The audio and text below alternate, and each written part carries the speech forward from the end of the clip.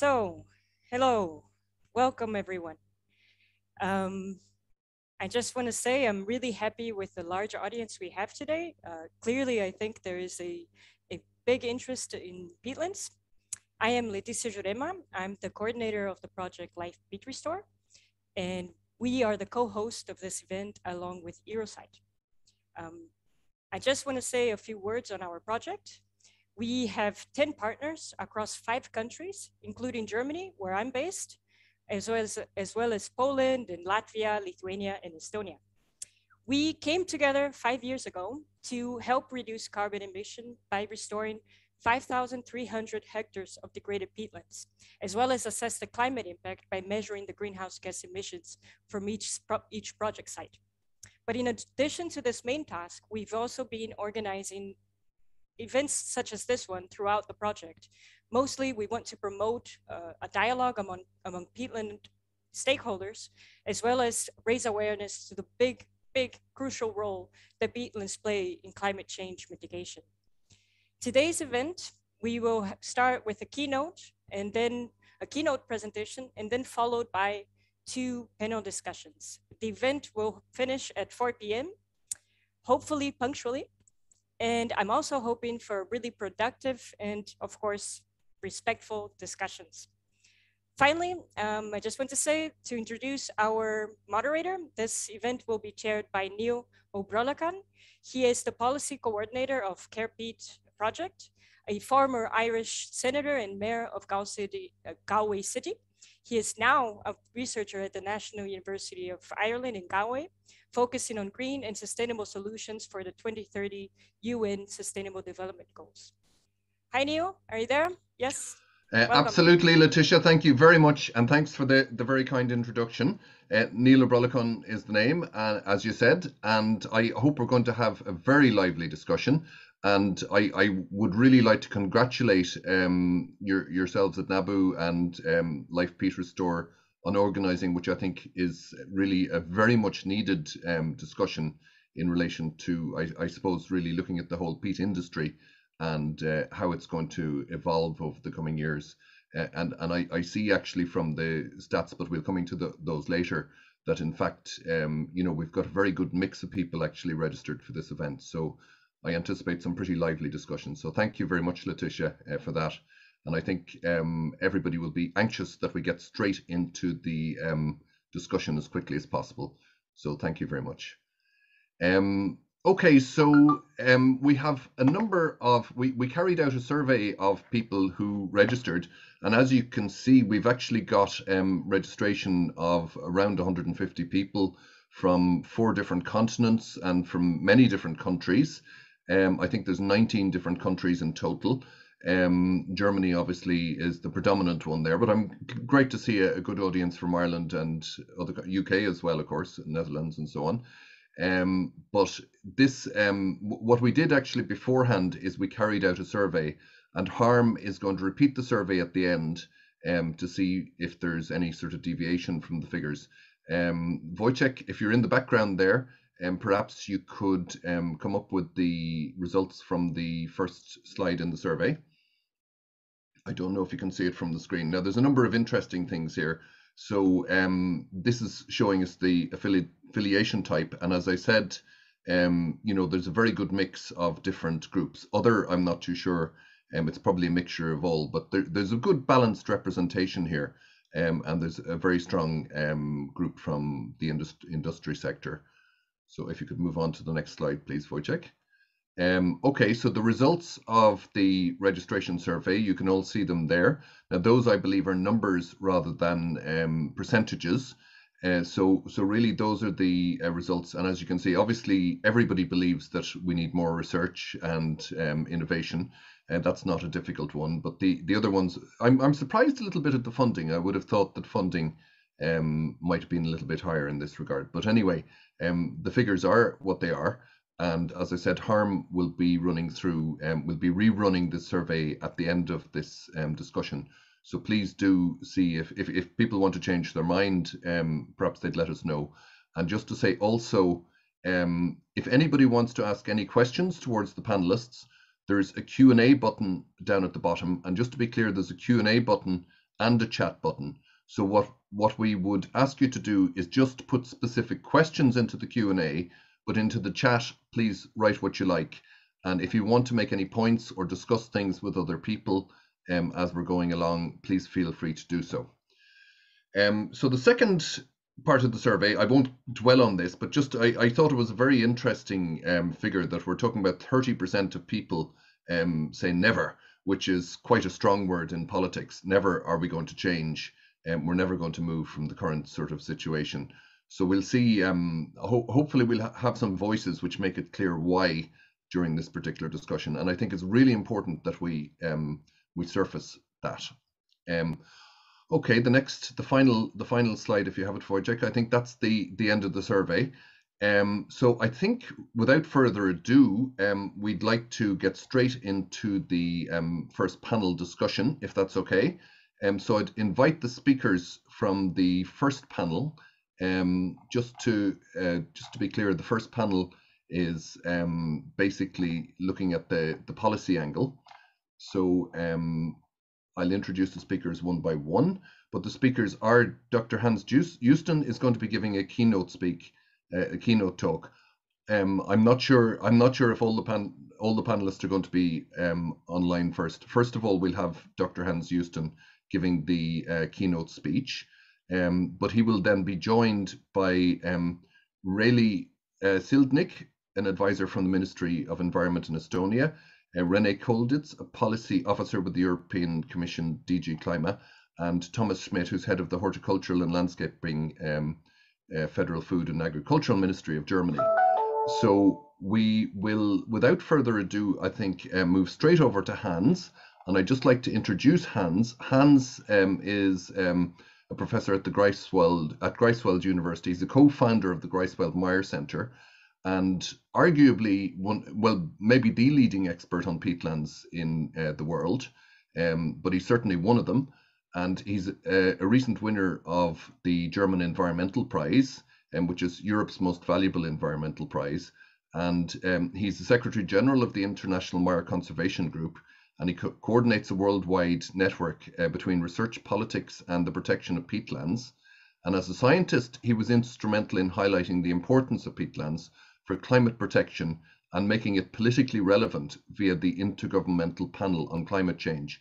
And I note we have a meeting in Glasgow coming up later on this year, which is probably going to be very interesting. And if Diana Kapansky is here, which I believe she's registered, there is for the first time, I think, a peatland pavilion going to be present at the IPCC meeting in Glasgow, so it should be very interesting. So I'm going to hand straight over to Hans. Hans, are you there? Can you hear me? Can you speak? Yes, I'm there. So I will share my screen. Yes, please put up your slides, and I'm going to fade into the background and say, okay. please inform me when you see it. That is not what we can see is the full. We can't see just the slides. We can see the whole yes, PowerPoint. So take your time. Now that's perfect. That's perfect. Yes. Okay. So I'm going to disappear and leave this to you, but we'll give you a 5-minute warning and a 1-minute warning. Okay. Good. I'm going to talk about moving beyond peat extraction, and I have phrased that in a series of theses. Let me see.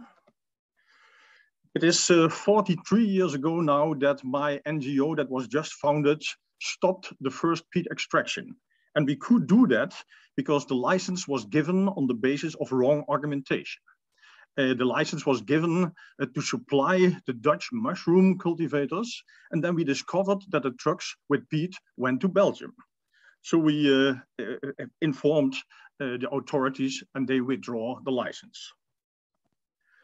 Wrong arguments are still characterizing the peat discussion from both sides. I will first start with an example from the environmental side.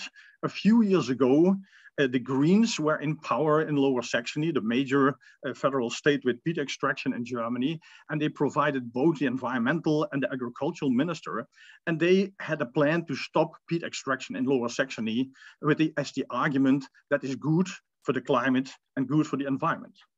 So I wrote both ministers a letter and I said, this argument is completely wrong because if you forbid peat extraction in Germany, the peat will be supplied in similar quantities from elsewhere. Peat extraction in the Baltics, in Canada, in Russia, destroys more valuable peatlands than here in Lower Saxony. And the peat has additionally to be transported over larger distances. So it leads to extra CO2. So without alternative, it makes no sense to demand a stop.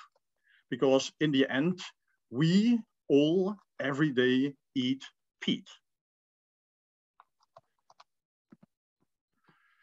Peat extraction is also not the main peatland problem. Much more important is drainage-based agriculture. They contribute most of all to peatland emissions from drained peatlands. That is agriculture, not peat extraction. The industry, the peat extraction industry, like to use this argument to hide its responsibility behind agriculture. They say they are large and we are small and that's not fair, so you should not discuss us. And that reminded me of a children's series that we had with this small chick, Calimero. He said, yeah, they are large and I am small and that's not fair. Oh no, it's not small. On the other hand, we should never forget that from a presentation point of view, peat extraction is extremely ugly, it is very apparent, and it is thus an easy victim. And therefore, actually, we see that agriculture likes to hide behind peat extraction. A very nice example is Germany again, because we have an intensively pursued German peat reduction strategy on which Thomas Smith is going to report. But at the same, so there the peat reduction is intensively pursued, but the peatland conservation strategy was just frustrated by the same agricultural ministry. They said, we do not want to have a peatland conservation strategy that affects agricultural land on peat. So it is clear.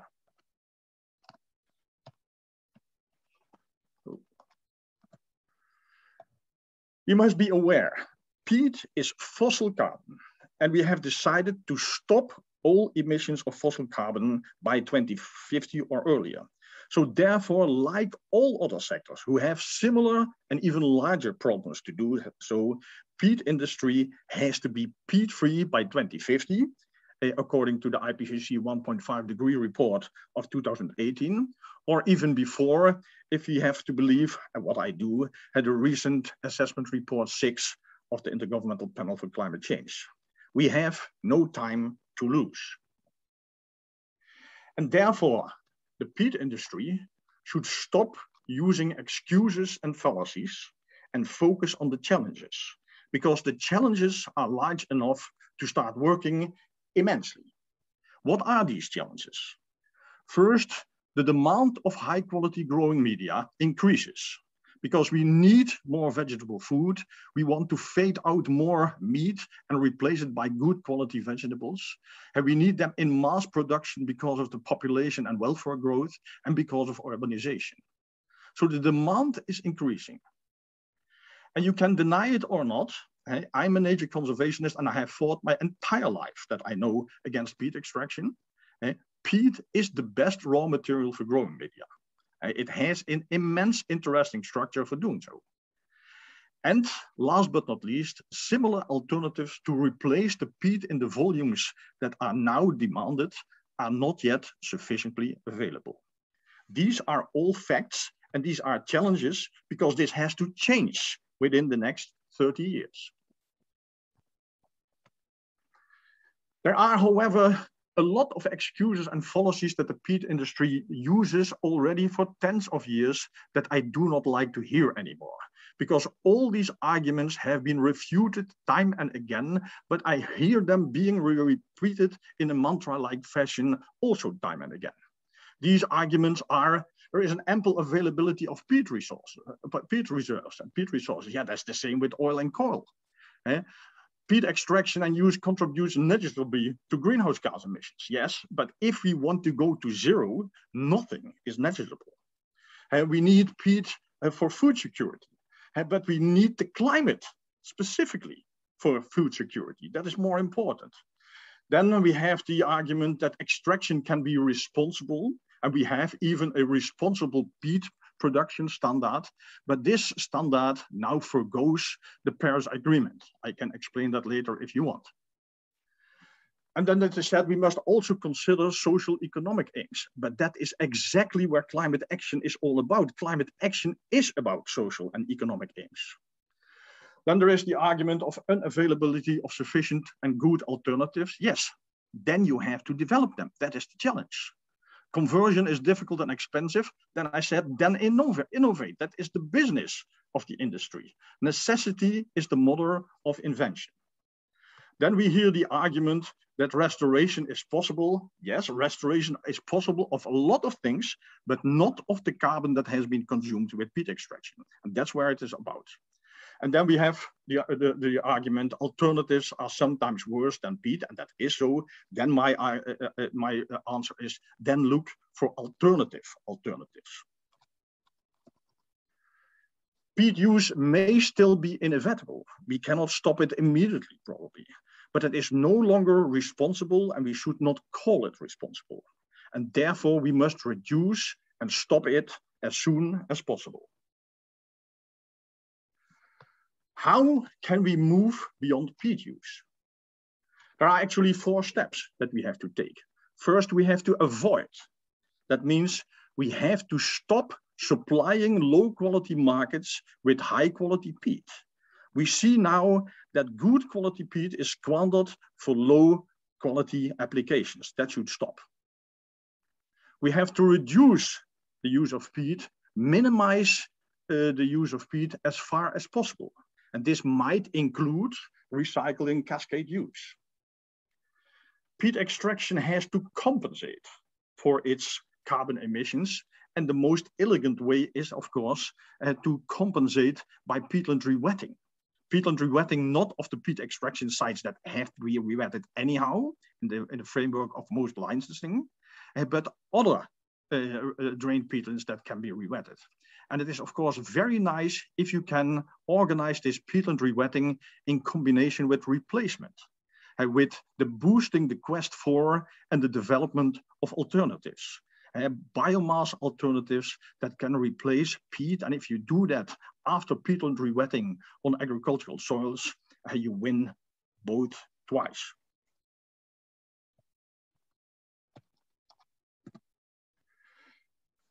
Then the last question is, who has to act? Now that is also clear, in my opinion. Who has to act is the growing media industry. They have the substrate expertise. They know what they need. They know what they have to do. They have the best overview. And they are actually also the most responsible ones. Then the government, because the government must stimulate, facilitate, and force if necessary. Then we have the wholesale and retail, the retailers, because they, to a large extent, regulate the markets. They may influence us to a large extent. Then the horticulturalists that produce the vegetables and the potting plants, etc., because they can modulate and optimize application of various growing media. It is also the handwork that makes it possible, not only the substrate. Then the environmental and consumer organizations, because they have to inform about the damage that peat-based growing media are causing and show which alternatives there are. And then last but not least, the consumers, because they determine the demand. So it is clear who has to act. We all, including you. Thank you. Okay, thank you, Hans. That concludes your discussion, and you've done a terrible thing there, Hans, because you've actually finished early, which is shocking to me. I don't know many people who've given such a succinct discussion so quickly. But there's a panel discussion coming up, and that obviously allows us to to do things much more quickly. So discussions are more important. Well, do you know what? I think you're right, Hans. I think you're absolutely right.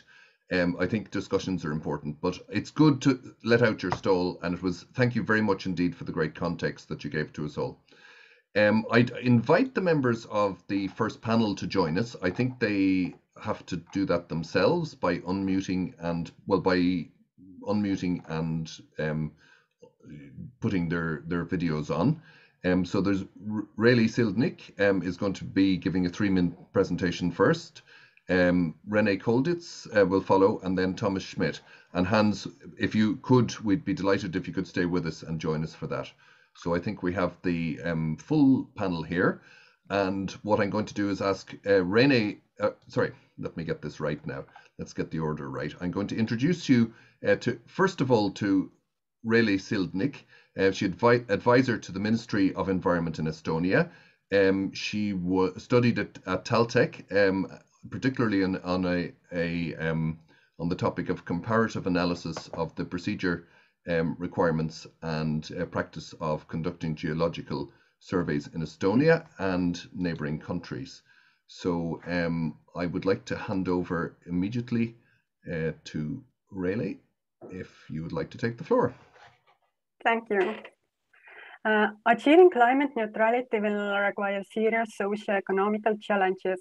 As peat-rich and carbon-intensive country, we need tangible support for the transition. Therefore, we support the setting of a long-term emission reduction target for all sectors to achieve a carbon-neutral society. In the Estonian climate policy until 2050, it was agreed to maintain or increase the carbon stock in peatlands or mayas, prevent further drainage, and restore the natural water regime, or prevent further derogation of the areas in already drained peatlands. The future role of the LULUCF sector as either a sink or source of the greenhouse gas mainly depends on the management-related activities, but also on the use of peat soil or arable land management methods.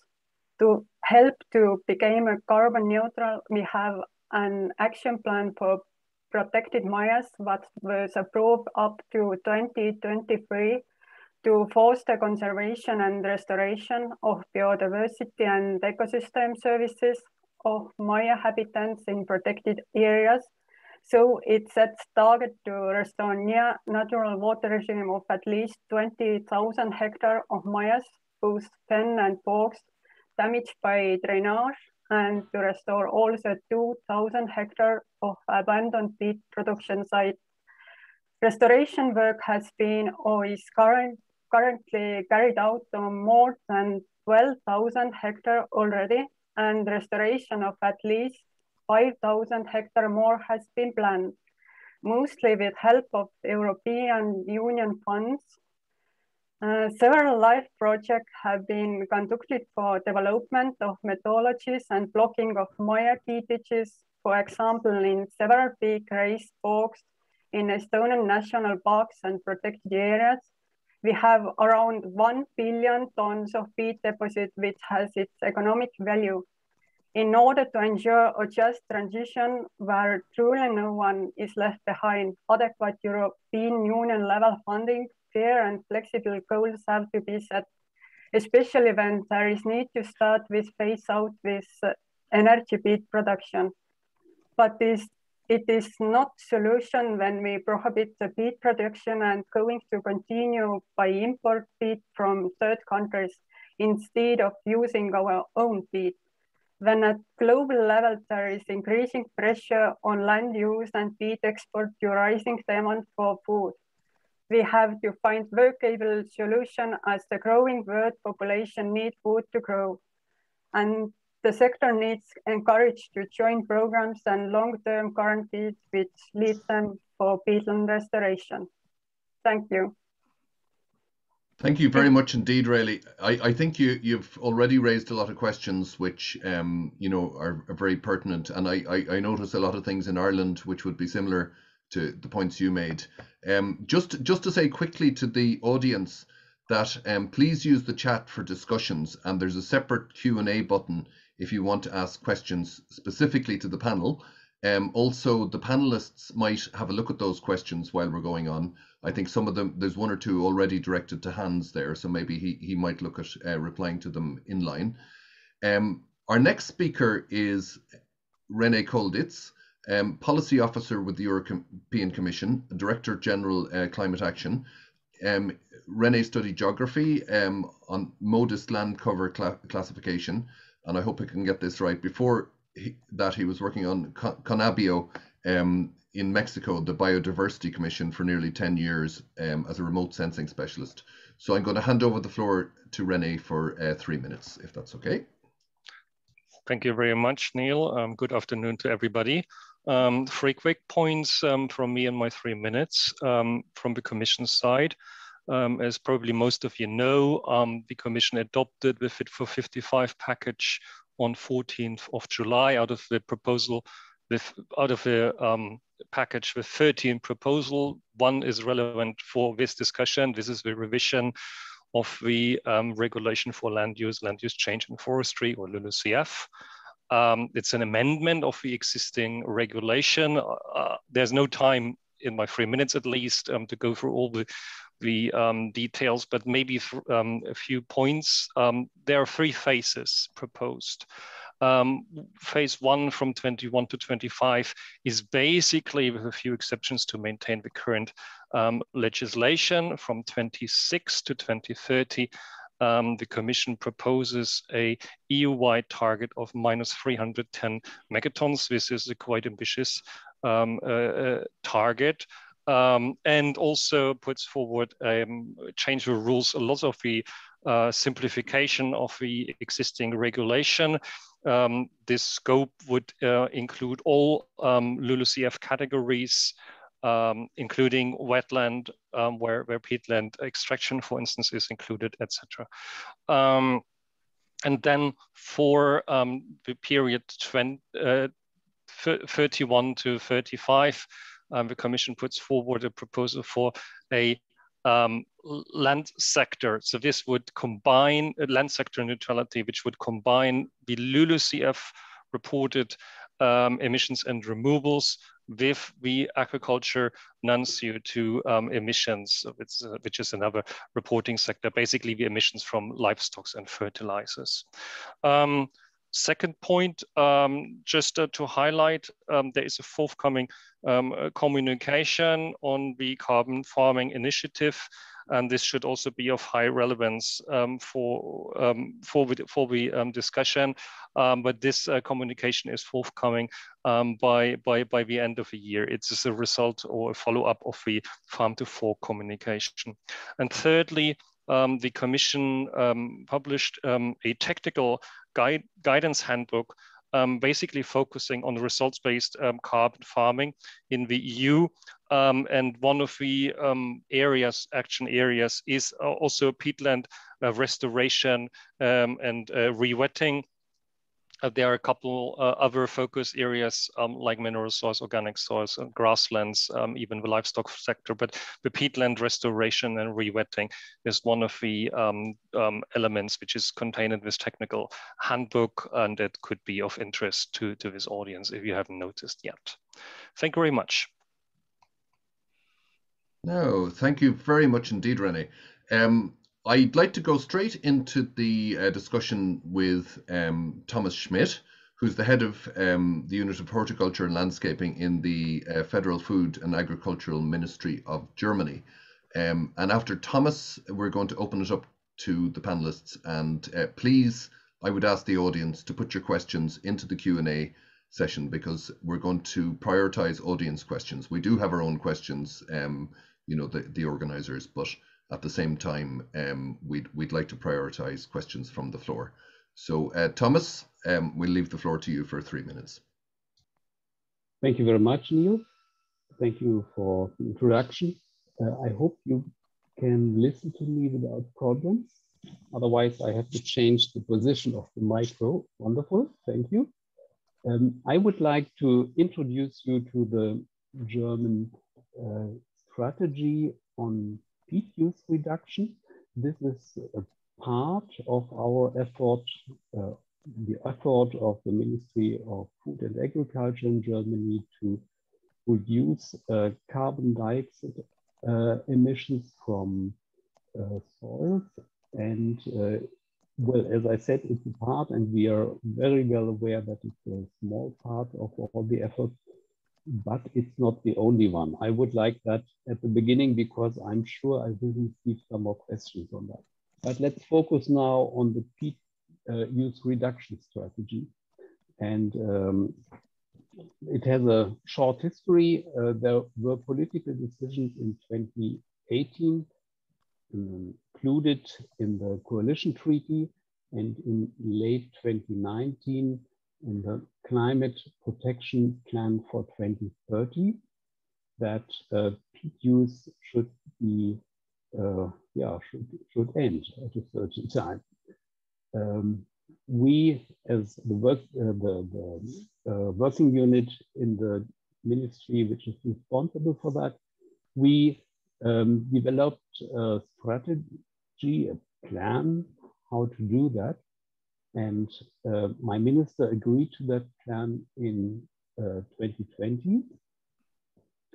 The plan envisages the end of peat use in substrates for hobby activities in 2026 and for professional substrates in 2030. This is clearly a government strategy. It is not a law, but it is a proposal to all stakeholders, to all who produce substrates or who use substrates, to end the use of peat, because we are convinced that it will contribute to not to stop climate change, that would be fine, but at least to minimize the ongoing development of the climate disaster we are observing. So we as a government, we fixed our final dates. The private sector was confronted with our plan, and they were not really happy with that. They were reluctant with the dates, but in general, they accepted that we should, or they should, change their production. We established this strategy on two fundamental principles. First of all, we wanted all who are involved to participate on a voluntary basis. And secondly, all what we do should be transparent. So why is it important to act on a transparent basis? I think if people don't have the feeling that they know what the others are doing, they won't join our plans. And if they do it voluntarily, I'm very, very much convinced that they start to consider how to solve the problem, and the ideas they come up with are probably better than the ideas we would come up with. So what are we doing, or what are we proposing? And in fact, we are really doing already. We, of course, proposed research. Hans Josten, he introduced us with the fact that research is needed in any field of the whole effort to reduce carbon dioxide emissions from soils. And I think we have done here what is needed. Research on how to substitute peat as a basic ingredient to many substrates. We also foresee implementing tools, that is information for professional and amateur gardeners. That sounds easy, but I think it's an important tool to get people to join us and to join our plan. We have demonstration exercises for gardeners. these are usual trials running on a 3-year basis. Gardeners, professional gardeners joined, and those who are interested in, they can look at what their colleagues are doing, and up to now the results are very promising. Last but not least, we are of course also foreseeing some surveys for the development of the peat reduction. Yeah, and something public sector should not forget is we also made some rules for public procurement, because we don't want to be a consumer of peat any longer. We can do that on the federal level. The level of the Bundesländer usually joins the example of the federal level if the proposals are well done, and I think we made a very good proposal, because we said stop peat in landscape gardening. Okay. Okay. Okay, thank you very much, Thomas. And just to say, there's a note in there to say that some people are finding it hard to hear you, and just if you could get your microphone a bit closer, perhaps, it would be helpful. And I'd like to invite Really to join us on video again, if that's possible. Excellent. Very good. So that's our full panel there, and I would suggest that the panelists, it's up to you to, but just watch your microphones. There's no problem if you all want to keep your microphones on, but just I'd ask you to be respectful. I think the next panel is where we're going to have a lot of, a lot of contention probably. We're dealing with policy questions here mainly. So but just please, let's keep it fairly open. But if you just let me chair it, I'd be grateful. So I want to put a first question really from Susan here, and I'm going to frame it slightly. She's talking about agriculture and how can we deal with agriculture in terms of peatland. I mean, some of that has already been addressed by some of the panelists here, but I'd like to put it to you all really, and really to have a discussion around this, and particularly framing it in relation to the conflict between the EU Green Deal and the Common Agricultural Policy, because there appears to be a lot of areas where they kind of contradict each other, and it appears that there's sort of definitely different objectives, from DG Agri and DG Envy, and this probably is reflected individually in the different member states as well, and just in general in the world, I suppose, because we do have people from 4 continents here, so let's keep a world focus on it as well. But just in terms of policy, the conflict between agriculture in terms of peat, and I'd like to go to Hans first, if that's okay. Yes, because agriculture is, of course, the largest problem with respect to peatlands and emissions. And they have, because also agriculture has to go to net zero by 2050, these emissions from peat have to be addressed. Within agriculture, these emissions are disproportionately large. In the European Union, for example, 3% of the agricultural soil consists of organic soils, of peat soils, but they are responsible for 25% of all agricultural emissions, including the emissions from methane from burping cows, including the emissions of nitrous oxide from fertilizer. And if 3% of the land causes 25% of all problems of the sector, you must consider to do something, and something quickly. And there are 2 options. They have to be re-wetted because there is no alternative to stop these emissions. After re-wetting, you can choose 2 directions, and that is first, not to keep them productive and make them into new wet wildernesses, which is very good for biodiversity, also a problem, very good for all kinds of other ecosystem services that these peatlands provide. Or alternatively, if you need to keep them in production, and indeed we need biomass, and there is a higher and higher quest for biomass from society, from a green economy, and then we have to keep them productive under wet conditions, and we have to develop and implement so-called polycultures. That is the solution. And I do not see alternative for these 2 choices. And for those not familiar with polyculture, which there might be about 3 people on this call who are not in any way familiar, maybe there'll be more. Can you just briefly describe what polyculture is, Hans? Yeah, polyculture is simple. All agriculture and forestry, productive agriculture and forestry on peatlands under conditions that emissions are minimized and subsidence does not occur. So simply wet peatlands. So you can still continue with agriculture even though we're course. saving carbon, we've got wet peatlands. And in many cases, you can even more earn more money, I assume.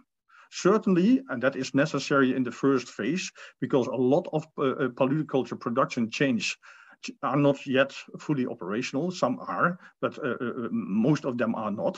But in the meantime, you can earn money with rewetting and carbon credits, the entire carbon farming where Thomas also was talking about.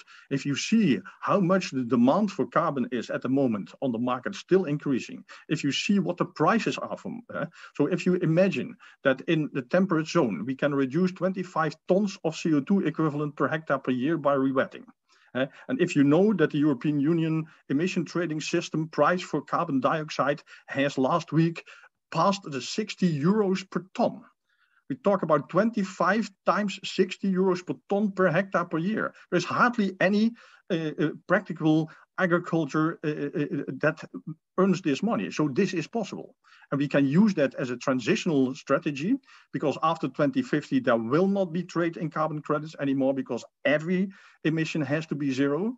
But as a transitional strategy, carbon credits is very suitable for bridging the period that we need to make polyculture in a standalone production strategy. Yeah. Okay, there's a very interesting question from Really, but what we're going to do is keep focusing on the agricultural question first, if that's okay, Really. But I'd like to come to the question which is on the Q&A in a minute. Now, with respect to polyculture and peat replacement, there are at least two products that are currently being investigated and already developed as polyculture as alternative for peat. That is first peat moss biomass that has shown its credits already. It is feasible, it is economic. And the second thing, where also the peat industry is together with us doing studies in, is cattail tissues, also from rewetted peatlands. So there is this combination possible. Yeah. Okay, I'd like to go, like to hear some other voices as well. Really, would you like to comment on the agricultural question about particularly in relation to policy? Obviously, you're advising the Ministry of the Environment in Estonia. Is there a conflict between the Agriculture Ministry and the Environment Ministry in your country, or are you aware of any of these things? And you're mute, by the way. No, we don't have the conflicts. We have done some analysis for the implementation of the LULUCF regulation and received some possible scenarios, but we don't have the final conclusion yet. It's ongoing process as we are reviewing of the national policies at the moment. Therefore, it's ongoing process. Very good. So perhaps you can come and advise DG René and DG Klima as well, because maybe René will contradict me and say there's absolutely no conflict whatsoever in terms of policy or between agriculture and environment. But do you have any comment in relation to this? And I don't expect you to stoke up any comment. I just like to have your general opinion on the potential, I suppose, stressors between the environment and agriculture policy. I think it's also noted in a couple of documents that there are conflicting interests, in particular under the current CAP and the measures. Then you do some certain actions, you might fall out of payments under Pillar 1, which is got to be addressed. A few more things on this question. I agree with Hans, in particular also on the importance and the measures. I mean, you have said it now, I think at least 2 times, that the drainage is a main problem. That's also what we see from the inventory data. On the measures in the LULUCF impact assessment for the revised proposal, so please follow my link in one of the answers to the first proposal and then to the impact assessment.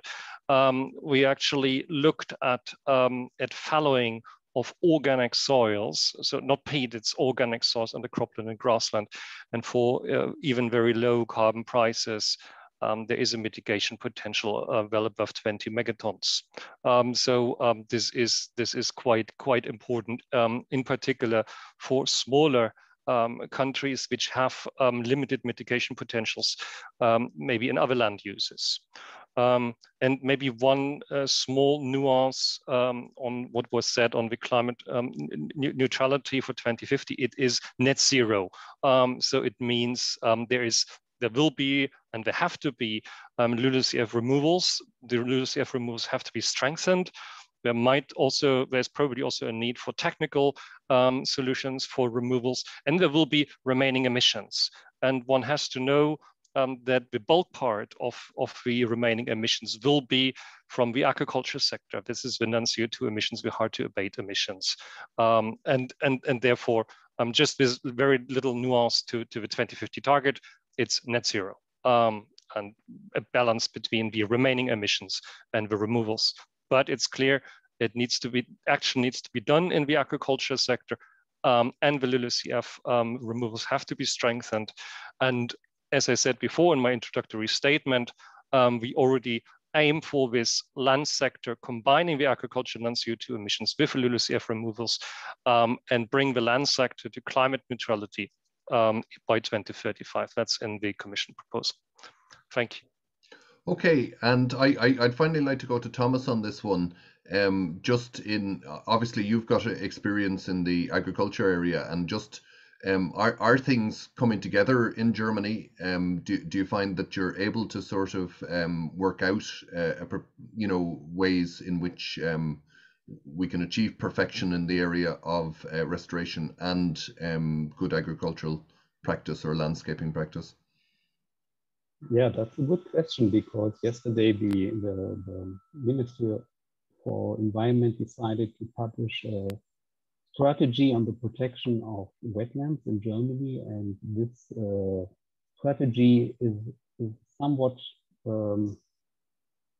in discussions since several months, and it's not only the Ministry for Food and Agriculture which was partly opposed to that proposal, not in general, but what is, in my opinion, important is the way how government should act. And I think what the Ministry for Environment did right now is that they came out with a strategy which might not be completely right for publication. Okay, how should government act? In my eyes, government should start early with considerations. That's very important, because all actors which are involved in the results of a plan or strategy, they have to have enough time to adapt. And next step is that government should develop understanding of the positions of all participants, and that is what has happened in the last 2 or 3 years. It is very important that the participation of all stakeholders is necessary, even those who have problems to accept changes.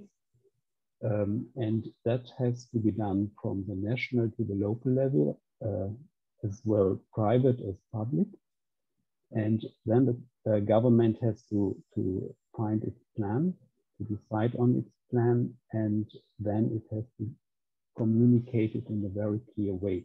And we are just in the stage that government has to conclude on a plan which is agreed in between the different departments, and this process would have continued if we wouldn't have approached our election date. And for that reason, I think the Ministry for the Environment decided to publish the results of their considerations a little bit early.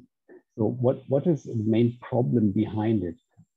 We all agree on that we have to do something on the question of emission of carbon dioxide from organic soils, and that's no question. We already have the means to do that, so we could start tomorrow.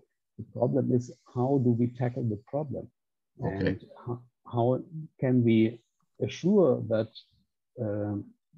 if possible, most of the stakeholders can agree to the new plan, to the new strategy. And I just would like to remind you, and I think everybody knows that peatlands very long were tried to be drained because for practical living, they constitute a certain problem for several reasons. It's difficult to construct on them. It's even difficult to cultivate plants on them, and so on. And for that reason, there has not only to be a new plan, there has also to be a change in the attitude towards peatland. We have to change the attitude to see it as something valuable from different points of view, not only from environmental protection, but also from climate protection. That people can be proud of, that they are living in an area where carbon dioxide is fixed in the soil. So sorry, I'm okay, Thomas. Yeah, I'd like to try and get through a few more questions if we could, and I'm going to I'd ask people to keep their answers very brief. Try to keep them under a minute if possible. I want to address the next question to really, and what I'm going to do is I'm not going to go to all the panelists for every question. Just if you want to come in, please just indicate by raising your hand or shouting or whatever. So can I address this to really, because I think it's a really interesting question. I'm going to paraphrase a few people. They're talking about leakage. They're talking about import and export, you know, and the situation where perhaps Germany, for example, might, you know, do a wonderful job of restoring lots of their peatland, but at the same time, they still import huge amounts of peat from other countries for various different reasons, horticulture or whatever. And that then puts the pressure perhaps on countries like Estonia, who might have to supply peat to, so their peat is being extracted and their climate targets are not being met, whereas Germany looks like a very good country, wonderful, but they're just basically solving the problem with money. Now I know this sort of thing happens. So just in terms of the leakage issue, can you give us any insight onto that? I noticed you've got a comprehensive answer in the text there, Rennie. Or really, sorry, really, I'm getting my names mixed up. Can you just you know, elaborate on that slightly, on the issue of leakage?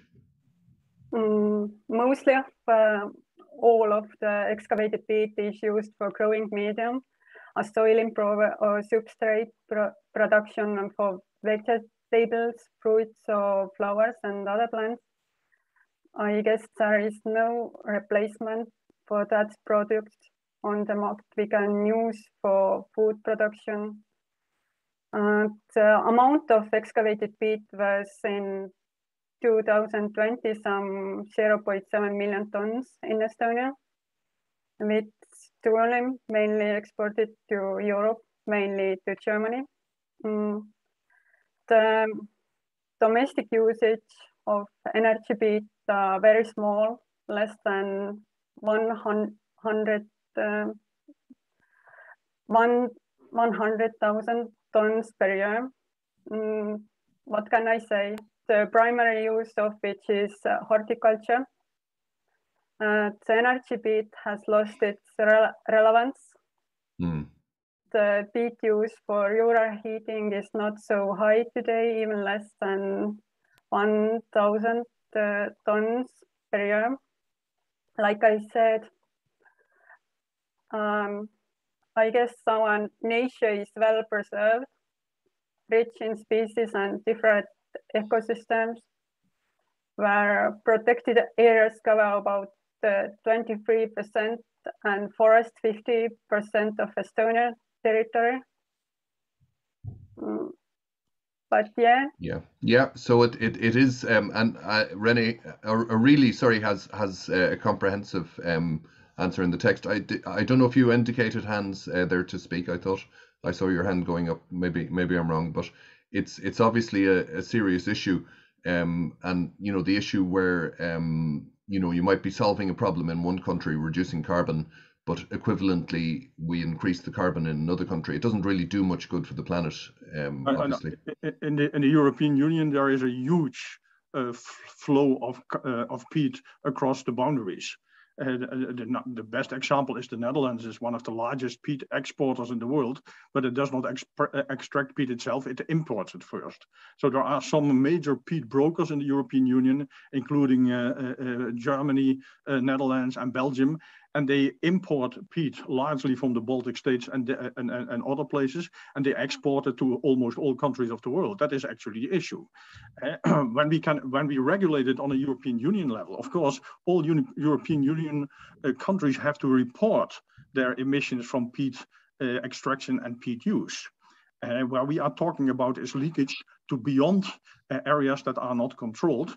But for that purpose, the European Union has now in preparation its boundary, what was it, regulation thing. René will know the name exactly. René? CBAM, Carbon Border Adjustment Mechanism. Yeah. Very good. Does that have to compensate for carbon that crosses the borders unaccountably? Does anybody else want to comment on this? René, do you want to make any comments yourself, or you? No, I think the explanation was clear. Thank you. Yeah. Okay. Okay. So there's many other questions there. I just picked one in random here. To what extent do voluntary climate projects through private investment in the regeneration of peatlands in LUCF sector conflict with the problem of double counting? So does anybody have a bit of an answer for that? The double counting issue. Hans? Yeah, that's an issue what is very often brought. There are 4 different types of double counting. We will not going to discuss them all, but it has to do with the fact, of course, when private persons reduce emissions for their own corporate social responsibility or for having a good conscience or something like that. Of course, the country also counts these emission reductions. And if the country then trades these emission reductions itself on the international market, as was possible under the Kyoto Protocol, you could have the situation that you reduce and the country sells your reductions, and that in fact there is no reductions because the sales of these emission reductions internationally is used for keeping reductions of countries that cannot reduce on the same level.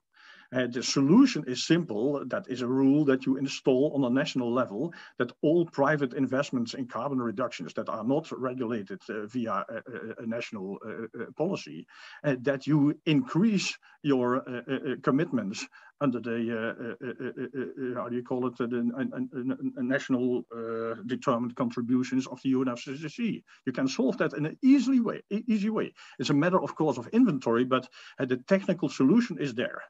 There is a lot of fuss about this discussion already for years, but the solution is there, and it could be implemented by the states if they would want it. But the states have a little bit, they are a little bit afraid that they lose control over the carbon markets. That is my opinion, and that's why they make that into a problem. Thanks very much for that, Hans. We've about 5 minutes left of this panel discussion, and then we'll be moving on to the next panel, which is the industry panel as opposed to the policy panel. Just another quick question in there. Sorry, to what extent, there's a question about sort of voluntary usage or personal usage of peat. Is there some way that we can actually stop that? I might address this to René. I don't know if that can be done at an EU level, but I mean the usage sort of for private usage for you know, for gardens or for indeed people in Ireland would commonly burn peat, you know, which they'd cut themselves, you know, as a fuel. But are there any plans to try and stop that? I mean, that's obviously going to be quite a contentious one in Ireland now, particularly, and it would be contentious in other countries too. Any plans at an EU level to stop that, or at any level? Stopping or strict regulatory action is, of course, always very, very difficult. I think and I'm speaking of EU, I think most member states would also agree here. But I think one needs to see what incentive schemes are put forward to phase out peat extraction for whatever use I think as was mentioned by my colleague from Estonia, from really the energy use in Estonia is very low in most member states, not all. We have seen that this has also decreased over the historic period. And there are incentive schemes such as the Just Transition Fund, which supports such action. There are plans to also look at phasing out of the peat extraction for non-energy users under the same mechanism. And I think this is a way to go when there are the incentive schemes to not use that material and to stimulate a research angle as well, so that there is no demand for peat, so that supply and the demand side need to be addressed. And then there is also no need to basically forbid, because this was, I guess, the core of the question, that the peat use. Great, thank you very much. Does anybody else want to comment on that? Or we've only got about 3 minutes left, really, of this discussion. We're going to move on to the industry panel, as I said then. So any final comments on any of the topics, or if any of the panelists have been reading the questions that they'd like to make any comments, or just a final wrap up? I just give you about 1 minute each, if that's okay, or about 30 seconds each, in fact, just if you'd like to say something. Thomas?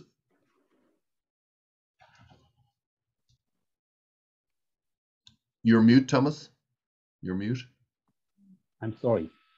I think we are on a good way to move forward. The big problem for us in government is that we need time to find ways to go this way together with all participants and to cause as few as possible frustrations for all the other participants. Thank you. Thank you very much, and thank you for keeping to the 30 seconds. René, would you like to go next? Thank you. Yeah, thanks for the discussion. Just to highlight again what I mentioned at the beginning, the carbon farming initiative, the carbon removal certification communication will come forward by the end of the year. And I think these are the things to watch out, what comes from the Commission side on these angles in the next months. Thank you. Brilliant, thank you very much. Really, would you like to just say a few words? Yes, I guess the voluntary emission reduction programs are a good challenge for private sector. And also, if we talk about wise peatland management, there is would be helpful for using restoration measures outside of protection areas. Okay, and thank you very much. And finally, last but not least, Hans. I can only say that we have to boost our efforts immensely. The window of opportunity that we have of keeping climate change below 1.5 degrees or even 2 degrees is rapidly becoming smaller, as the assessment report 6 has recently shown. So we should not hesitate, and we should work on it, all of us, all groups and persons involved, and I'm convinced we can do it. So, of course, we must heavily discuss things and criticize each other, but we should do it with an open mind, because we have to solve a real problem. Not such an immense problem, but it is part of the larger problem, and everything has to be solved. Okay, thanks very much, Hans. That's a really interesting discussion from all the different participants, and we're going to move straight into the industry panel now. So policy obviously informs what actually happens in practice. So that is a very useful framework, and I'd like to thank Thomas, René, really, and Hans in particular. If we had the possibility for a round of applause, I think we'd have a round of applause from the various audience. But thank you very much for your excellent discussions indeed. So we'll move swiftly along to the next panel. So I think in the background, your videos are going to disappear, and the audience will be left with me for a short period of time. Okay. Just to say, very interesting discussion. And what I want to do is to introduce the next panel. So I'll give you the information about the next panelists. We have Tom Kershey from NABU. We have Ingrida Kregere, a member of the board of the Latvian Peat Association. We have Cecilia, I'm terrible with pronunciation sometimes, Lutgebrun, I hope it's close to being correct, the Secretary General of Growing Media Europe. We have Mark McCurry, who is the Chief Ecologist with Board Namona, which is the Irish Peat Board. And we have Neil Wright, who's Director of Micro Propagation Services, which is now known as BDMOS. So if you could all, yes, I think everybody's there. So what we're going to do is move straight into this discussion, if that's okay. And the first person we're going to give the floor to is Tom Kershey of NABU. And just a little bit of word about Tom. He coordinates the NABU International Peatland Conservation Fund, which includes live peat restore and restoration and monitoring activities in Western Pomerania, Western Siberia, as well as project development in Southeast Asia. So Tom, the floor is yours for 3 minutes. Thanks, Neil. It's good we get it today. To quote the popular artist Rihanna, and to describe the urgency of the matter, we have to act right now. I would like to present you the point of view of NABU, which is at the same time coordinating beneficiary of Live Peat Restore and an environmental NGO with 820,000 members and supporters across Germany, all of them also consumers of vegetables and consumers of peat. So why do we need to start out phasing out peat extraction and use? The answer was already given and is obviously clear, because otherwise we will be unable to achieve our climate change mitigation goals, which have been agreed in the Paris Agreement. It is as simple as that. Peat is not a growing medium. Peat is a subfossil resource.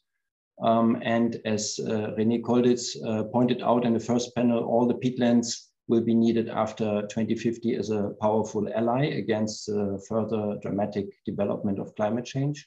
All the peatlands, including all degraded, including also all currently used for peat extraction. I also use the term extraction instead of production, because peat is not produced by the industries, which often calls itself peat producing industry, but it is the ecosystem which produces the peat. Why right now? Because transition processes in society sometimes need similarly long as ecosystem regeneration and restoration processes. With the erection of the Just Transition Funds and equipping it with 17.5 billion euro, the European Union set up a powerful financing key instrument of the European Green Deal that is meant to help with transition to a climate-friendly or climate-neutral economy. These funds will be desperately needed also to help regions where currently peat extraction is relevant in the regional economy. The extraction industry services also will be needed themselves to restore the degraded peatlands. These funds will also be needed to support the horticulture sector with substitute media development. Apart from the financial incentives, I'm convinced due to the growing demand already pointed out, and no one is shutting down a profitable business that is legal, we need European legislation that also forbids extraction, import, or export of peat. I'm not the biggest fan of restrictions, but I fear that's inevitable. And beyond that, we also need to streamline policies. A couple of years ago, I don't know if the figure is still correct, nearly 50% of the peat was used for the energy sector. So we need a revision of the EU Biofuel Policy. The EU RED, the Renewable Energy Directive, should explicitly exclude peat and biofuels derived from degraded peatlands, including also wood chips. Until today, some member states, peat is considered as a local or regional biofuel, and this has to end. And so we have to talk, and it's good to talk today, right now. Thank you. Yeah, thank you very much indeed, Tom. And just to say, there's a question come in relation to methane. My apologies for not addressing that question. I don't know if we can address it in this panel, but certainly it wasn't deliberately sidelined, but it is an extremely important issue because obviously re-wetting, there is a methane issue. Let's be clear about that. But it wasn't left. If anybody wants to address that as part of this panel, they're more than welcome to do so. Okay, I'd like to move on to the second second member of the panel, which is Ingrida. Ingrida, I hope I get it right, member of the board of the Latvian Peat Association. And in the last number of years, her work has been connected with peat-related issues representing the interests of industry. She has 16 plus years of experience in representing and lobbying interests. And she also has worked 20 years in the field of management, advertising, marketing and trade areas. I hope I've got that correct. It's quite an impressive CV. 3 minutes, the floor is yours, Ingrida.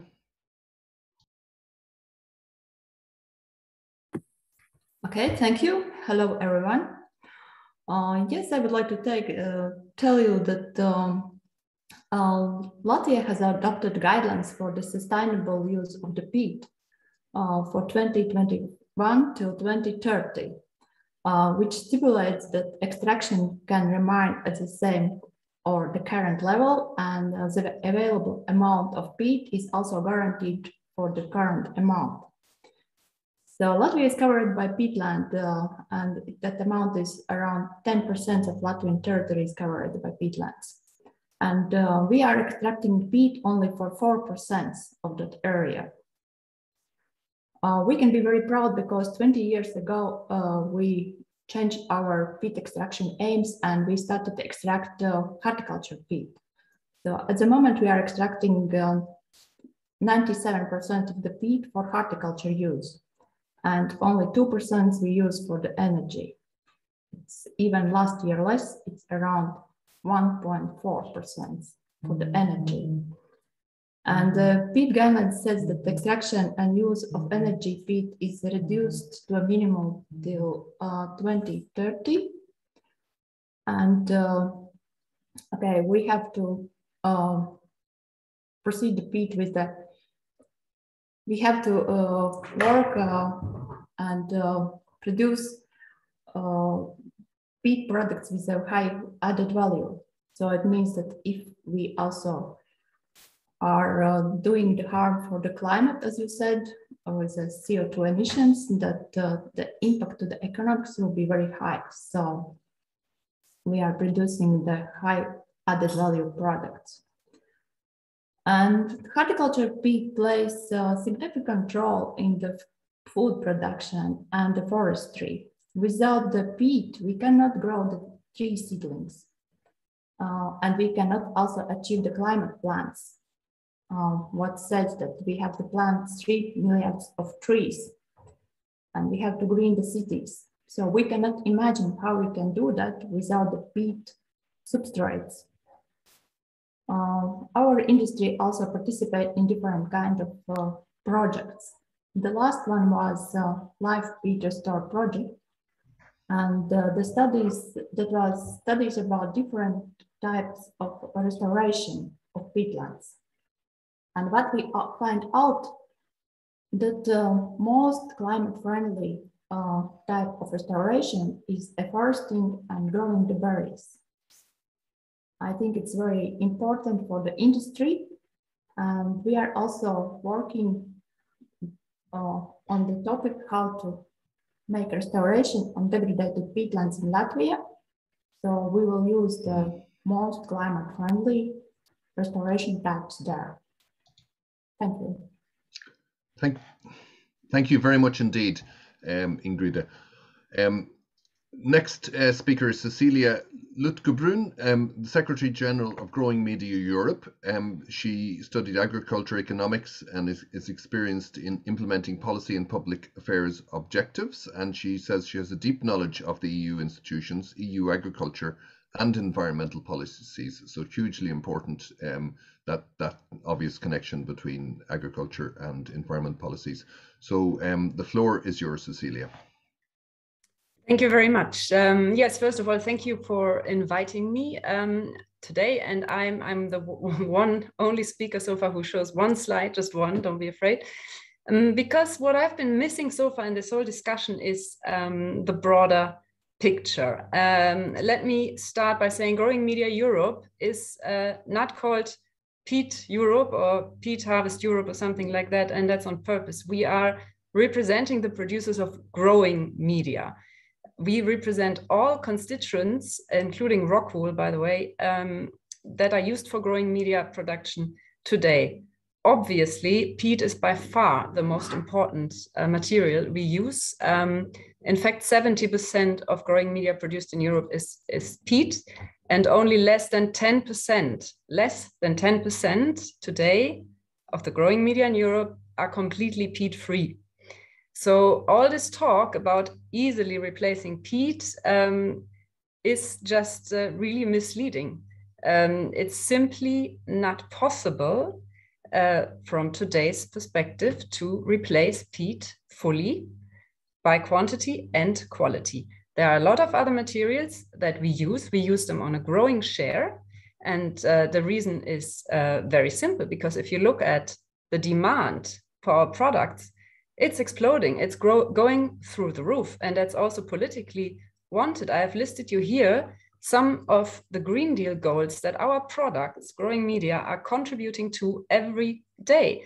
So honestly, I'm very proud to work for this industry that is doing so much for society, not only since yesterday. And yes, we do it with peat, not only with peat, but we couldn't do it without peat. That is just a simple truth. And what I always see in these kind of discussions is we focus only on the greenhouse gas emissions. And yes, we are not trying to hide behind agriculture, even though, of course, and it was said, agriculture is the real elephant in the room here if you want to reduce emissions from peatlands. We're not hiding, no. We understand that as an industry, as any industry, we have to reduce our environmental footprint of our products, and we are working on that. So we're not hiding. We have just, we're about to finalize an LCA study. A lot of our member companies have been investing hugely in research and development. And not only since 2 years, since it's clear that there's pressure on peat politically, no, since decades, they are doing research on a lot of other materials. They have spent a lot of money. Paludiculture is one thing. Yes, it's definitely has a great potential. We are not denying that at all. And we are involved, some of our member companies are involved in research on paludiculture at this moment. So yes, but what we find often really shocking is that the overall goal of reducing emissions from peatlands, degraded peatlands, yes, I think there's nobody who says we should not try to target that, right? Yes, and we are absolutely on board, and we have offered the European Commission already several times, and we are in constant exchange, our help, because we are the only industry sector who actually knows how to restore degraded peatlands, because it's part of our business. We see ourselves as stewards of the peatlands. We restore them. Yes, we use them first to make very sustainable products out of them, but we restore them. We know how to do it. And we are convinced that the emissions created by the use of peat, that we don't deny, of course, they exist, yes, are more than outbalanced by what is saved regarding emissions by using growing media, peat-based and others, because we know if you grow in growing media compared to growing an open field, you use less pesticides, less fertilizer, and so on. That's a fact. It's just simply more resource efficient.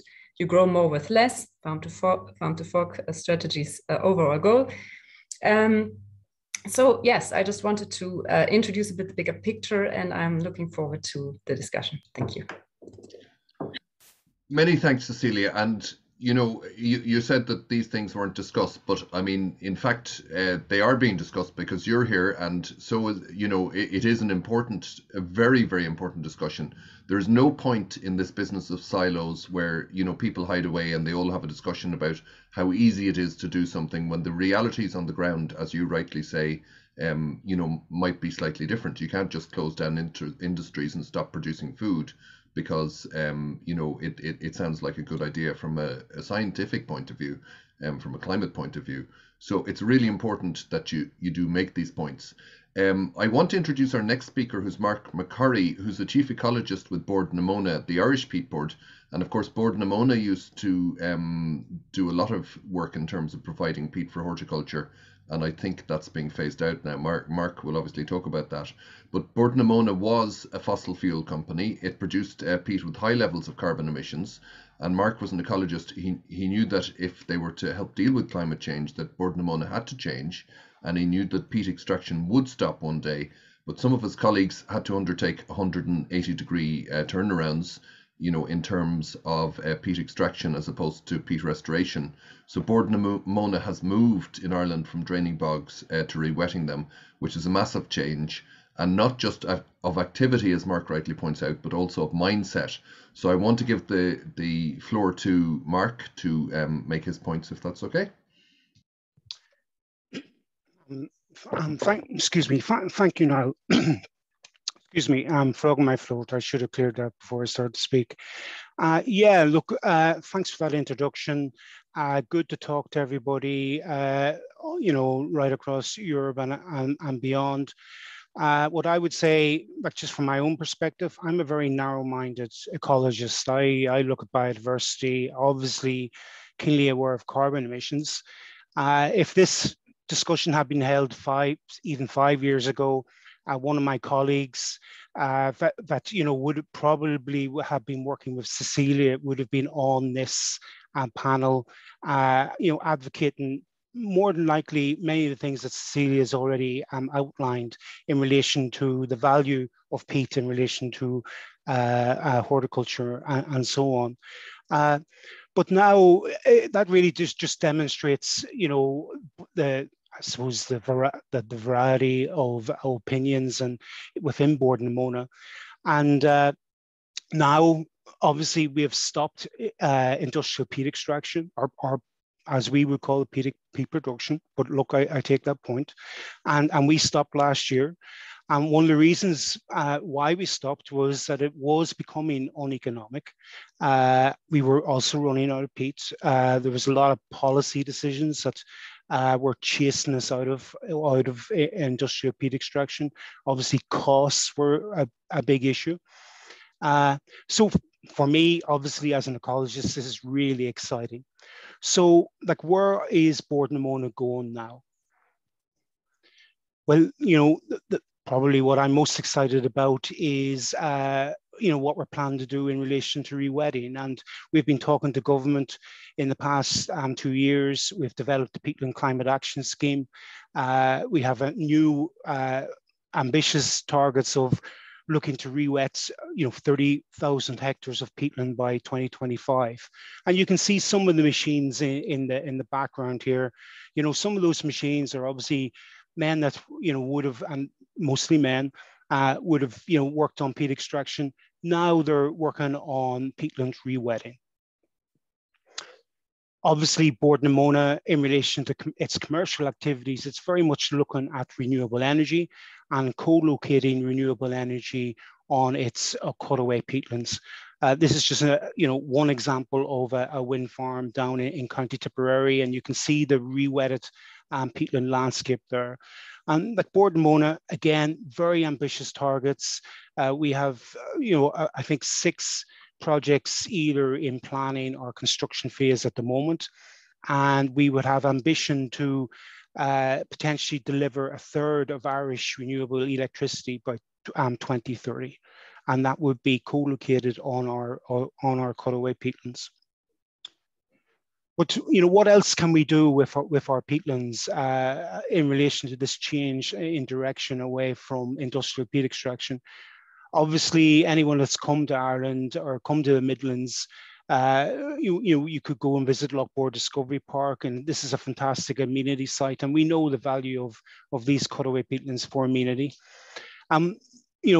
Something that really piqued my interest there during the week. This came into my news feed.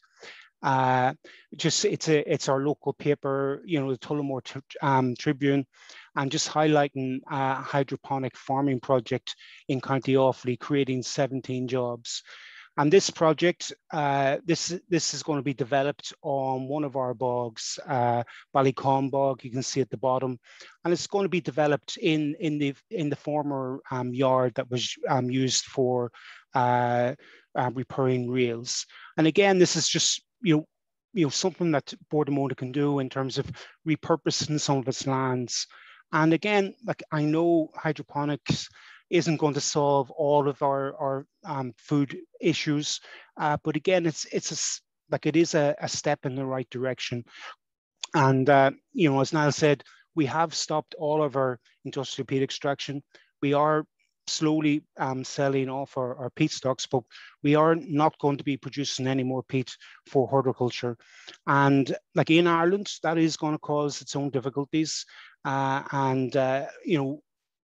A lot of the same issues that has already been raised in relation to nursery suppliers and food producers that have been relying on peat, and what are they going to do next year or the year after, and so on. Thank you. Okay, thank you very much indeed, Mark. And our final speaker in this panel is Neil Wright, who's Director of Micropropagation Services, or BDMOS now. He's an horticultural ecologist, and in 2006 he and his associates were approached by Moors for the Future Partnership to help restore 150 years of cumulative damage to thousands of hectares of blanket bog in the English Peat District. And the result was this company, BDMOS, which he describes as a breakthrough biotech product. And he can correct me now in terms of companies and products, but anyway, that's in his talk, that for the first time can restore a fully functioning sphagnum bog. So the floor is yours indeed, Neil. Thank you, Neil. My name is Neil Wright. I run a company called BDMOS. We produce sphagnum using micropropagation, which allows us to propagate sphagnum from a very small amount of starting material, so we're not damaging any peat bogs in the process. And we're producing it from our sustainable production facilities. Most of our products currently go for restoration, and we've produced something like 8 million of the hummocks that you can see in this picture over the last 3 years for restoration of peat bogs, mostly in uplands so far, but they are also now going into lowlands in the UK and Europe. But I'd also like to talk about sphagnum farming, because I think sphagnum farming is the solution to digging up peat for growing media. And as a horticulturalist, I'm quite excited about that, because we've been using peat for years, but we now see sphagnum as the alternative. And we've developed what we think is a very efficient method of farming sphagnum with high productivity, using irrigation system which doesn't require water table management or flooding, and doesn't have the methane issues that have been identified as potential problems. This is one of our trial plots where we've been looking at productivity under different conditions, and we've been achieving something over 1,600 cubic meters per hectare equivalent over a 2-year time frame, and that allows very efficient production of sphagnum. Here's some of the sphagnum in a drying barn prior to being milled into a growing medium. And we've done lots of trials on using this in different mixes with other alternative peat products to give us good quality growing media. We've also been looking at the economics of this, and that's the subject of a further project that we have underway. But the crop value of current productivity is around 56,000 euros per hectare in terms of productivity if we value that product at £35 a cubic meter, which gives a high income for farmers on peatland that can then be stopped from releasing the CO2 that it is and producing an alternative to peat. That's a sort of brief introduction to how I see the potential for sphagnum currently. I think there's huge potential, and very much like to put some of our sphagnum on some of Mark's cut over peat bogs and achieve what Board Namona and ourselves want to do. Thank you. I'll send the lorry over. Some great international cooperation already. That's excellent. There's some very good questions. Some of the questions in the chat are directed specifically at specific speakers. So those are really good presentations. So thank you very much to all of you. Very diverse points of view. Just if I could perhaps go to Ingrida first. There's a couple of questions relating to yourself, Ingrida. There's a question from Nereus there, who says, without peat substrate, Latvia cannot grow tree seedlings. I think that's kind of a slightly rhetorical question. And then there's another question from Jan, who says, Ingrida, is it really necessary, unavoidable, to use peat in nurseries for afforestation material? So can we... Yes, thank you for the questions. That is a problem not only for Latvia, but I think for all the world, because we cannot imagine how you can grow up the tree seedlings without the peat substrate, without the peat growing media. Because we had also the meeting with the growers and the experts a week ago, and all of them told us, yes, they tried. They had some studies to use the soil for growth, but it doesn't work. And you cannot really grow the healthy tree seedlings without the peat. If you use the soil, you have a lot of problems. The one is the weed. The second is the soil will compact,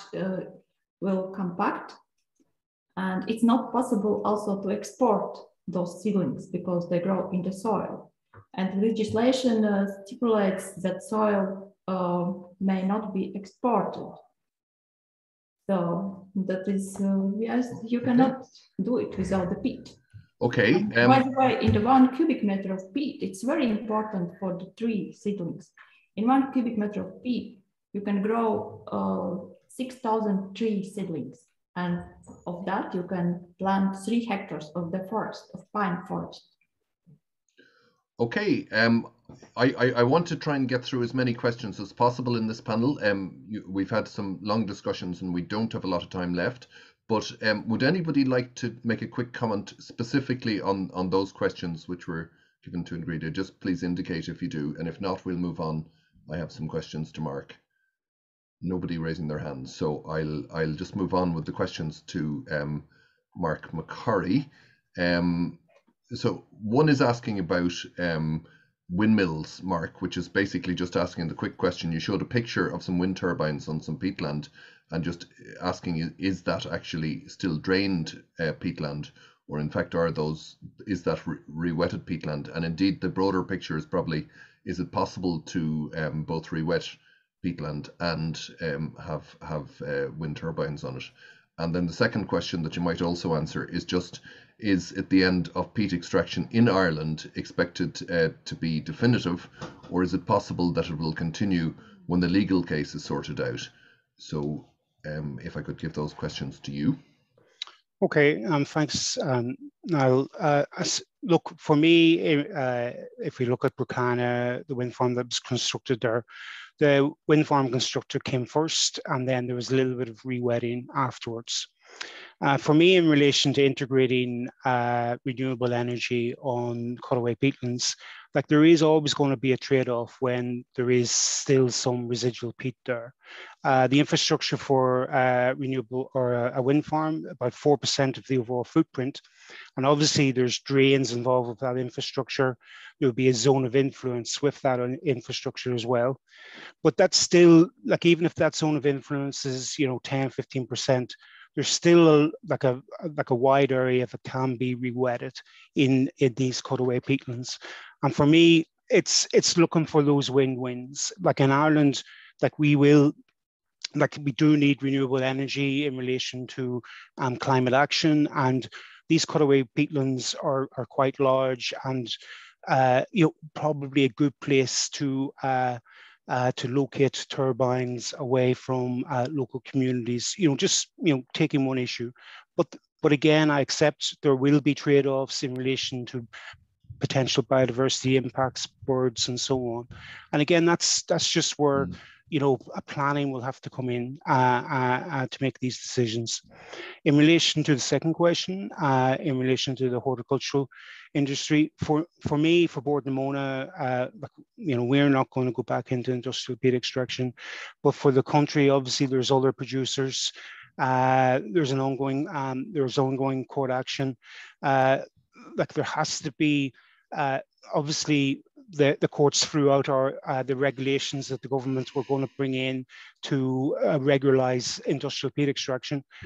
Like there's a lot of work to do if the government decide to go down that route of looking to regularize that again, and whether peat extraction requires planning permission or what other consenting processes are required. There's work to do. Okay, I'd like to get to all our speakers again, and in particular, I want to address Cecilia. There's a number of sort of questions around just transition, and also around whether it is possible to have alternatives. I think you kind of addressed that. Are there potential alternatives? You said it wasn't easy, and I think we have to accept that. But do you have any comment in that regard? Of course, that's what I said. There are a lot of materials that work. Most of our member companies use several different materials. They use coir, they use green waste, they use wood chips, they use rice hulls and whatnot, and that can work very well. It's often more difficult from a grower's perspective. You often need more fertilizer, for example, or you need to do some training and learn how to deal with those materials, but it's absolutely possible, right? I never said it's not possible. What I said isn't possible is to replace peat fully in quantity and quality. And quantity is most likely the bigger issue. But if you talk about other materials, for example, coir has to be shipped, is the only material we use that does not come from Europe, really. It's shipped in from Sri Lanka, India mainly. If you talk about wood fiber, in Germany, as some of you might know, we are competing for the wood fiber with the energy sector that is subsidized, co-firing, renewable energy, and so on. It's very hard to get enough wood fiber.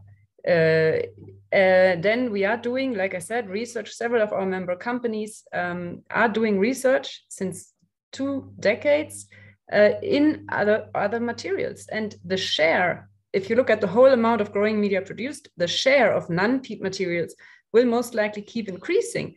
But the funny part is, we have an interest ourselves in using other materials simply because our interest as an industry obviously is to answer the growing demand. That's what you do. People want to buy a product, you try to answer that demand, right? So we can't, afford to depend only on one material. We are really trying to develop other materials. We don't defend the peat because we're too lazy to look into other materials. It's simply that the peat works the best and the peat is there and the other materials are simply not there. Maybe, and that would be great, we can find something in the future that works as well as peat or almost as well as peat, and that is available. That would be fantastic news. But at the moment, it's simply not the case. Okay, thank you very much. Probably a slightly related question to Neil, but somebody asked specifically about the sphagnum farming and why you would be growing sphagnum in greenhouses rather than on re-wetted peat or in carbon farms on the re-wetted peatland. So, I mean, I don't know if you're not doing both, but anyway, that's the question. Yep. So perhaps you could address it. Okay. Well, the answer is we are doing both. The only reason for growing it in a glass house is the same reason for growing lots of other crops in glass houses as a seeding material. So those beater hummocks are then planted out at much wider spacing on peatland for restoration to establish sphagnum in the wild situation, and the same applies to Sphagnum Farming. We'll use our production facilities here to produce the seeding material so that we can plant a specific species, a specific selection for farming so that it can maximize productivity and therefore maximize the yield for growing media. Okay, thank you very much. And finally, Tom, there's many different questions. I don't know if there's anything you'd specifically like to address, but you know, in terms of growing media, are you aware of other alternatives in terms of growing media? Yeah, I mean, in Germany, we always have this discussion to divide the professional horticulture market from the private gardeners. And for the private gardeners, alternatives are available. And also some of the retailers are now phasing out peat from their office, like, for example, the Tone Group. Which clearly shows that for the private gardeners, it is possible to go on peat-free alternatives. But still there is a gap for the professional horticulture. Okay, thank you very much indeed. Unfortunately, we're not going to be able to go through all of the questions. I'd love to have this discussion for about 3 more hours because it's a hugely important discussion, but we are limited in terms of time. Just a point from Clifton Bain, which I've noticed there in the Q&A, saying peat is sold too cheaply. It doesn't reflect the harm that is actually done. So you know, that's I think an interesting point. Perhaps the economics of it needs to change, or perhaps there's a lot of potential there. But peatland policy, the first panel we had, is hugely important, and I think this is a hugely important discussion. But as we're up against time, what I'm going to do is just give really, if all of the speakers could just, I don't know if you've been reading the Q&A or the questions or the chat, but I'm going to give you each about 30 to 40 seconds to just really give us a sum up, if that's okay. So perhaps we could start with Mark. Would that be possible, Mark? Sure. Again, just to echo some of the comments made, I think somebody quoted Rihanna before. I'm going to quote Metallica. Nothing else matters here. You know, like we obviously, there's a lot to do. Let's get on with it. Nothing's perfect for me. I don't have all the answers. But I know rewetting is a good thing on our peatlands, and I want to continue with peatland rewetting. Thanks very much, Mark. But just randomly, perhaps Neil would like to give a sort of sum up or answer any questions which are outstanding. Okay, well, I think I would simply emphasise the fact that I think there are alternatives to peat. As far as we're concerned, sphagnum is an ideal alternative because it is basically undecomposed peat, and works extremely well as a growing media product because it has all the properties that peat has. So we're working very hard to make that available to the growing media industry, and I think it needs a lot more effort put into that to make it a reality. Great. And as I'd say to Neil and all our panelists, if you'd like to sort of leave your contact details either in the chat or with people, I mean, I'm sure there's a lot of interest in the various discussions here, and people might like to get in contact. Ingrida, would you like to sort of sum up? Yes, I can tell you that we will be very happy if it will be possible, or if we will find a real alternative for the peat with the same qualities. But at the moment, there is no such kind of material. And the growers, food growers, also horticulture group and forestry experts, they cannot see the real alternatives at the moment. And until it will be not found, we cannot replace peat with some other materials. And we also have to look for the climate footprint for all materials, because all of them will make this footprint. we have to keep that in the mind. Thank you. Thanks very much. I mean, one thing that I think binds us all together is that we all have great respect for peat, and indeed, perhaps we're coming from slightly different angles, but there is huge, obviously, respect for the properties of peat. Cecilia, would you like to give us your final thoughts? Yes, I would like to come back to what is actually the objective of the Life Restore Peat project, and that is to restore degraded peatlands, which is an objective that, I think everybody agrees is very important and that should be worked on, like I said before. So I'm maybe inviting you to let's focus less on taking away the most important constituent for the horticultural sector in Europe that produces your food and your flowers, makes your cities greener and grows the trees that we all also need for climate mitigation. And let's rather focus on how we can really address the challenge of restoring degraded peatlands. That's my invitation to you. Thank you. Many thanks indeed. And finally, Tom, would you like to sum up? My answer to Cecilia would be this invitation is gladly taken, and I would like also to invite you to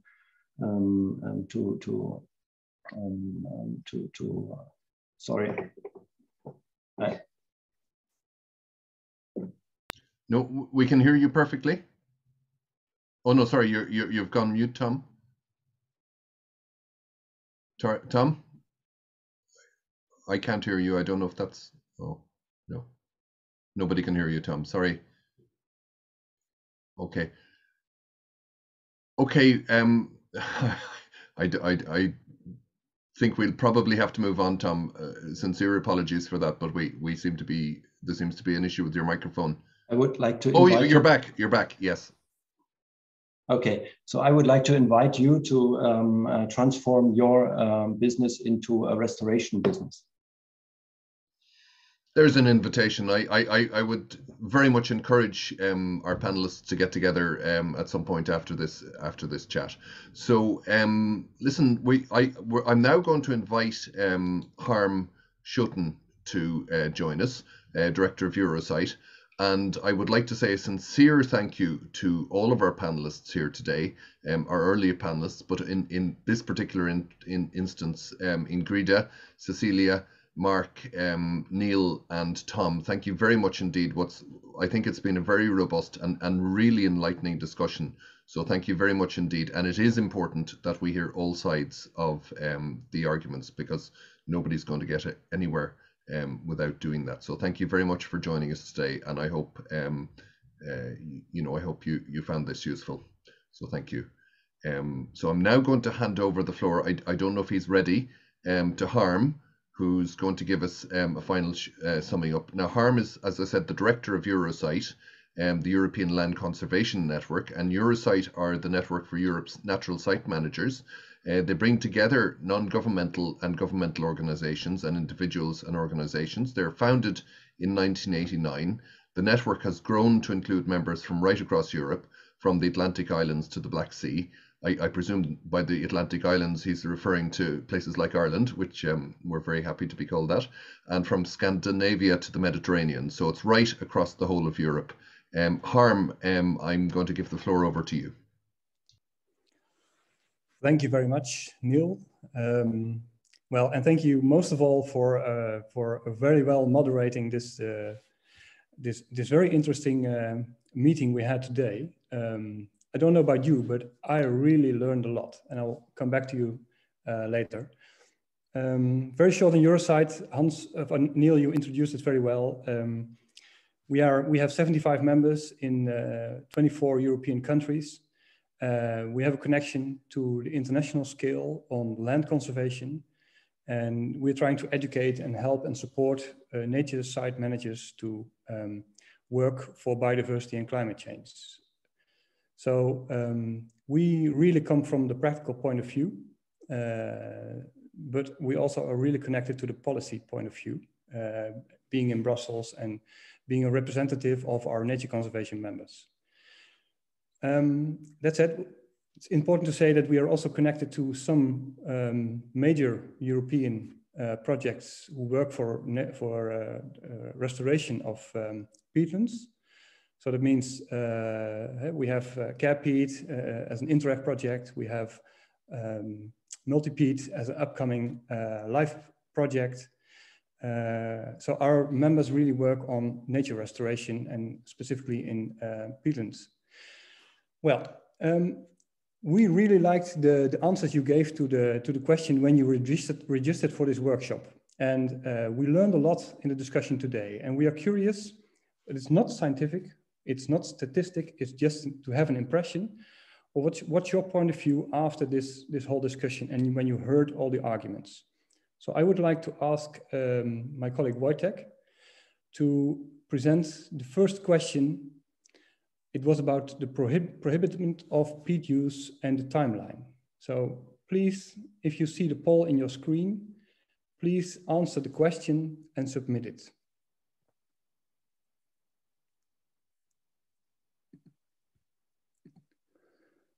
Yes, I hope most of you have done.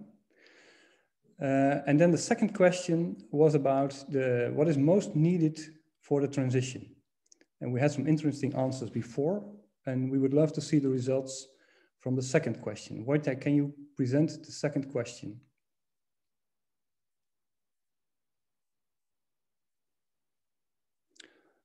In case I'm too quick, let me know. Yeah, there it is. So what is most needed to promote the transition of the peat industry away from peat use? Considering all the discussions and the practical challenge we heard there. So is it financial, prohibitive, research, alternatives, or society pressure? So please choose one and submit. Okay, before we go to the results, I would like to say that I really learned a lot today from the panelists and the speakers. I wrote one sentence down of each speaker, and that's my way of thanking you. I remember Hans Joosten with his battle against wrong arguments, and please, Hans, continue this battle. I remember really Siltnik from Estonia, where they have 12,000 hectares under restoration. It would be lovely to cooperate more on the restoration of peatlands. I remember René Koldis from the European Commission, Fit for 55, this change is needed. But I also remember that it will start in 2026 until 2035. This is a period of real change coming from a policy view. But then the carbon farming initiative already starts earlier, and that's a very important step, I think.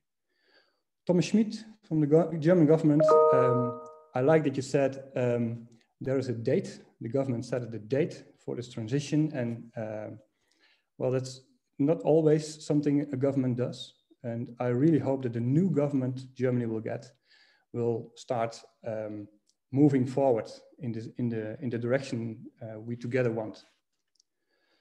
So then, second panel, Tom Kersey, he emphasizes a lot of important urgency issues and not to hide behind the term peat production, but use peat extraction.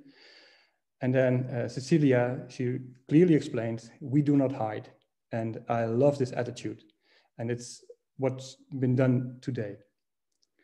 Ingrida Grigere from Latvia, I was impressed by the amount of land in Latvia, which is peatland, and which also needs restoration, but you also explained the practical challenges very clearly. Mark McCory, thank you very much for your change and your search. And I was interested in the reasons. You said it's because it was uneconomical, and it's really there are policy changes which made your company, your organization, trying to change the way you work. I hope you can sustain that. And last but not least, Neil Wright, with your real sphagnum moss alternative, which creates a crop value of 56,000 euros per hectare, which is a nice income. It's much more than my NGO earning income. So it would be interesting to see if that can be expanded. Well, Wojciech, I would love to ask you to show the results of the first question. And there we see that, very interestingly, I'm looking at the results for the first time. Yes. So it's almost comparable than before. When you registered and the answers now, we have 46% who feel this urgency and 24% who says never. That's almost comparable. So it's interesting that despite the discussion, we're still on the same page. The second poll results, can you show?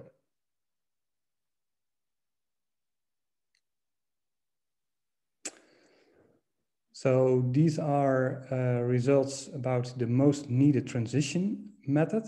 And it's difficult to compare, but I have the feeling that when I compare it to the first results, it's the same. It's really comparable. There's a bit much more attention going to prohibitive and financial compensation. Society pressure is less, but research and innovation and real alternatives really are the main focus of all of us. And I think that's understandable and comparable to what we discussed.